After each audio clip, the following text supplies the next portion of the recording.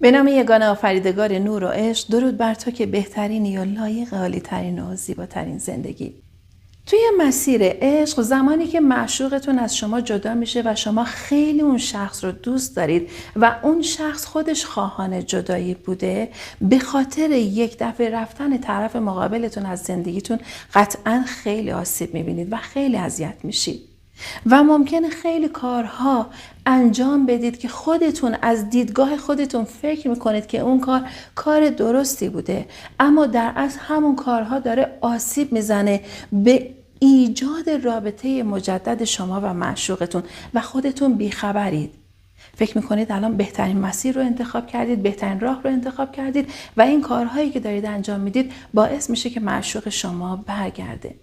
من به 6 مورد اشاره میکنم، جزء مواردی هستش که میتونه جزء کارهایی باشه که شما دارید انجام میدید و در انتهای ویدیو حتما به خاطر اینکه میخوایم یه جمع‌بندی کنیم و ببینیم که واقعا چه چیزهای دیگه میتونه مؤثر باشه برای اینکه طرف مقابلتون به رابطه شما برنگرده. هر کدوم از این 6 مورد رو شما انجام دادید و یا دارید انجام میدید رو من بازگو کردم، اونو برای من و دوستان عزیزتون بنویسید و با هم به اشتراک بذارید تا ویدئوهای جدیدتری در رابطه با همین مباحث برای شما آماده کنم با راهکارهای دیگه.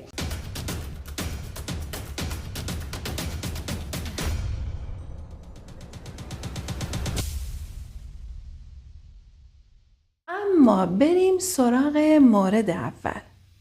مورد اول، شما هنوز با معشوق خودت در ارتباطی و دوست هستی.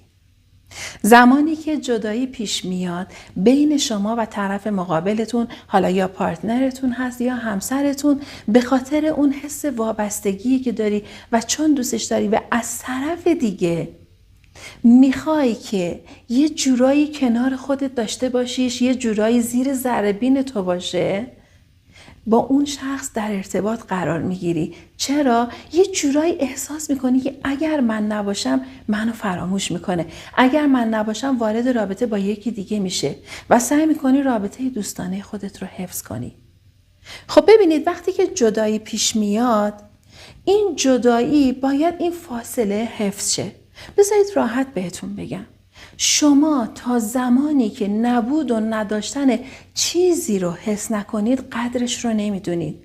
پس وقتی که شخصی از شما جدا میشه، با وجود اینکه جدا شده اما بخوای به بهانه‌های مختلف رابطت رو با طرف مقابلت حفظ کنی و داشته باشی، این باعث میشه که اون شخص نبود تو رو حس نکنه. به نوعی ما یه وقتایی توی مثال هامون میگیم هم خدا رو داره هم خرما رو داره، هم میتونه رابطه دیگه ای رو داشته باشه.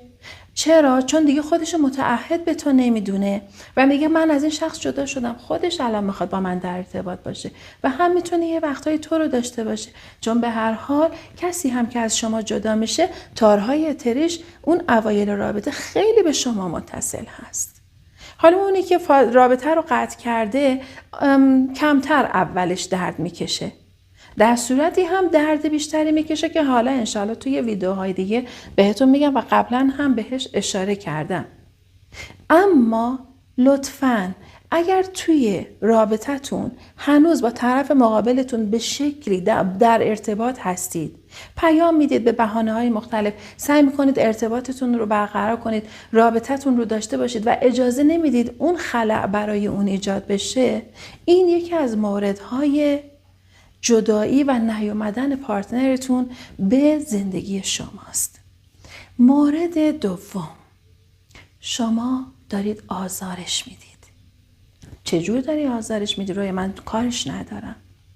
زمانی که پیگیر طرف مقابلت هستی، زمانی که سعی میکنی به شکل‌های مختلف ازش با خبر باشی، باهاش در ارتباط باشی، یه جورایی اون آدم رو آزار میدی و حتی ارزش خودت رو میاری پایین.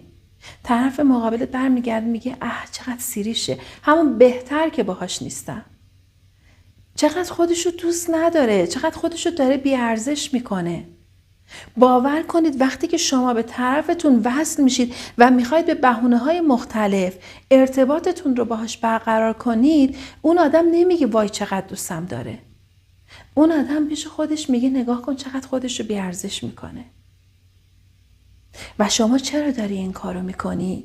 میخوای مراقبش باشی، مواظبش باشی، زیر نظرت باشه، زیر ذره بینت باشه. ترس اینو داری که مبادا یه وقت بره برای همیشه. به خاطر همین هی مدام پیگیرشی به شکل‌های مختلف که من توی ویدئوی مربوط به پس گرفتن انرژی ویدئو رو تگ میکنم. در رابطه با همین مسئله هم صحبت کردم. پس نه انرژیتون رو بدید به طرف مقابلتون، اجازه بدید انرژی خاری کنه از شما، و نه اینکه یه جورایی به قول آویزونش باشید. برامون سخته ها، مثلا اینجور فکر کنیم من که آویزونش نیستم. این برامون سخته، اما واقعیت از دید اونا اینجوری به چشم میایم. حتی اگر طرفت خیلی دوستت داشته، وقتی که قدر خودت رو نمیدونی و فاصله نمیگیری و فضا برای طرف مقابلت ایجاد نمیکنی، اون واسط همین نگاه رو داره، نسبت به رفتار تو همین نگاه رو داره، خواه ناخواه، و شخصیت و ارزش تو جلوی طرف مقابلت پایین میاد. پس فکر نکنید وقتی که پیگیرش هستی، وقتی که دنبال این هستی کجا میره کجا میاد، یا اینکه مثلا به شکل‌های مختلف میخوای ارتباطت رو برقرار کنی، اون شخص نمیفهمه. نه، اون شخص کاملا همه اینا رو حس میکنه و من قبلا توی ویدیوهای قبل در رابطه با این مسئله صحبت کردم. مورد سوم، اون شخص هنوز توی شرایطی قرار داره که عصبیه و نمیخواد شکست رو بپذیره. طرف مقابلت از رابطه با تو خارج شده و شاید خودش پشیمون باشه، اما وقتی که تو میری احساس میکنه اگر بخواد برگرده به نوعی خودش رو شکست خورده ببینه و تو برگردی بهش بگی دیدی نتونستی بدون من باشی، دیدی ما نمیتونیم بدون هم باشیم. اما زمانی که فضا بدی به طرف مقابلت و به خودت فضا بدی، مطمئن باش اون شخص حتی وقتی که بخواد به سمت شما هم برگرده، دیگه میگه که خب اون یه مدت به خودش وقت داد، به خودش تایم داد و روی خودش کار کرد. من هم موقعیت و شرایطم رو سنجیدم و دیدم نه، اونو دوستش دارم و این ارتباط خیلی قشنگتر جوش میخوره. مورد بعدی، شما هنوز اشتباهات خودت رو جبران نکردی. برخی از روابط به خاطر اشتباهات خودمون ممکنه از بین بره. شخص رفتار اشتباه داشته، برخورد اشتباه داشته، یکی ممکنه خیانت کرده باشه، یکی ممکنه خیلی قرقرو بوده باشه، شکاک بوده باشه، یکی ممکنه یک سری رفتارهای زشت داشته، مثلا طرف بددهن بوده، خیلی عصبی بوده و یا خیلی اخلاقهای بد دیگه‌ای که خود ما میدونی. یعنی همیشه من گفتم توی بعضی از ویدیوها، زمانی که جدایی پیش میاد یکی از کارهایی که باید بکنیم نه اینکه بیایم برچسب خودمون بزنیم، اما میای یه کاغذ میذاری جلو خودت و واقع بینانه خودت هستی و خودت، پس باید با صداقت با خودت حرف بزنی. میای به این مسئله نگاه میکنی و میای نگاه میکنی ببینی چه اشتباهاتی تو توی رابطت داشتی و چه اشتباهاتی طرف مقابلت داشته.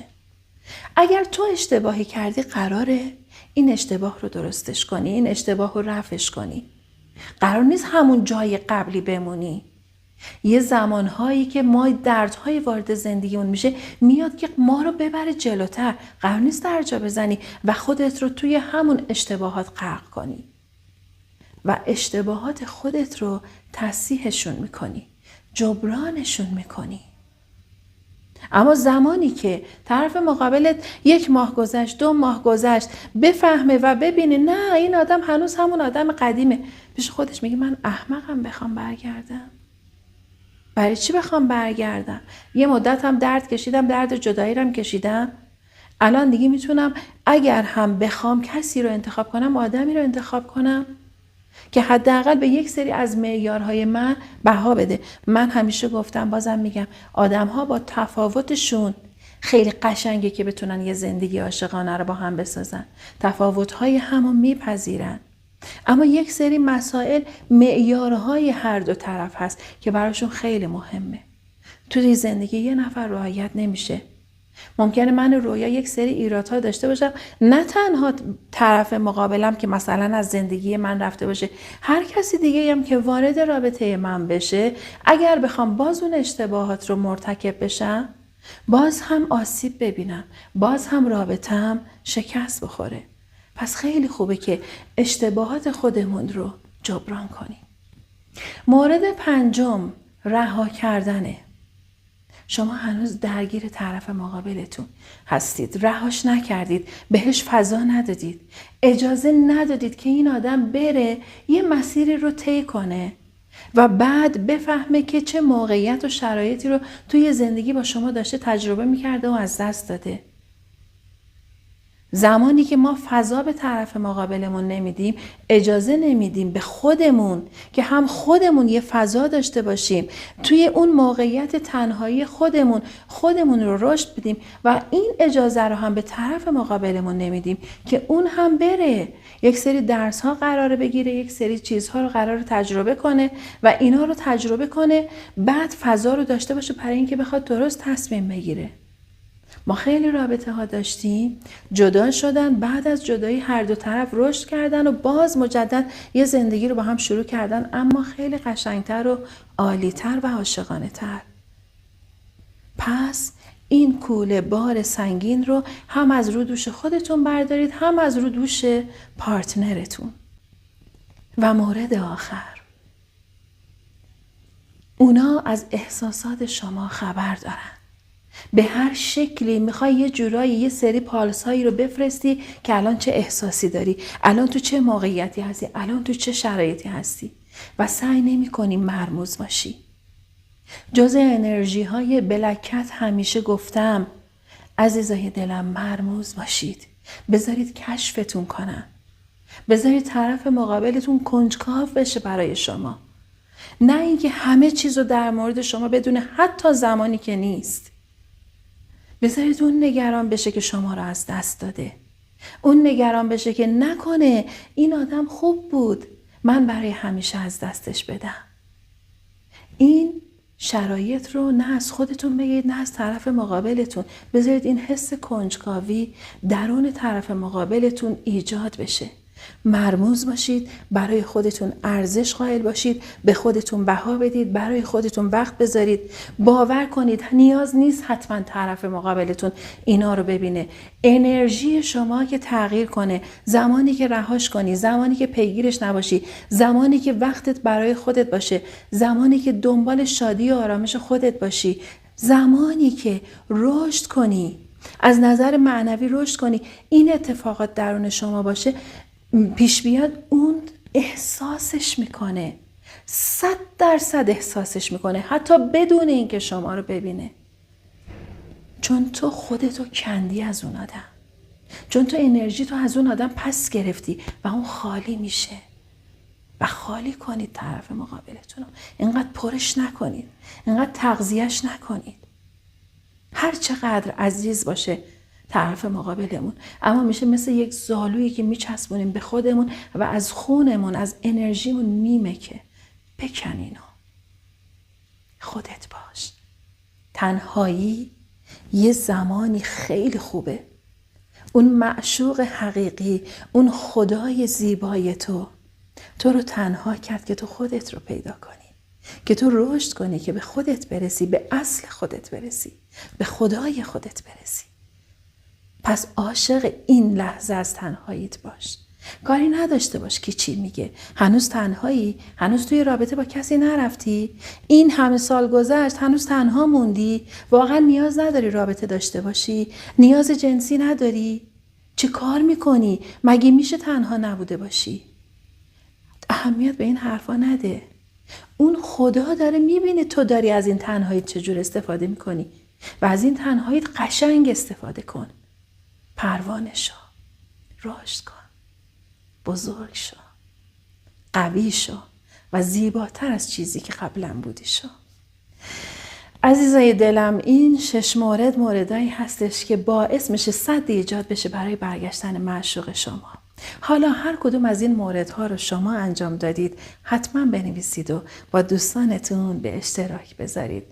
بهتون قول ترمیم روابط رو میدم. یکی از دوستان عزیز درخواستم داده بود حتما در رابطه با مباحث جذب عشق، ویدیوهای جذب عشق رو هم حتما باهاتون به اشتراک میذارم، چون درخواست ها داده شده بود. بعضی از عزیزان در مسیر همدم های روحی هستن و میگفتن رو یا جذب عشق رو به شکل های مختلف آموزش بده یا مدیتیشن هاشو بذار تا استفاده کنیم. قول همه اینا رو بهتون میدم و قول بهتون میدم که سعی کنم هم هر روز خودم رشد کنم و همین که دستمو بذارم تو دست تک تک شما، باعث در مسیر نور و عشق و آگاهی قدم برداریم.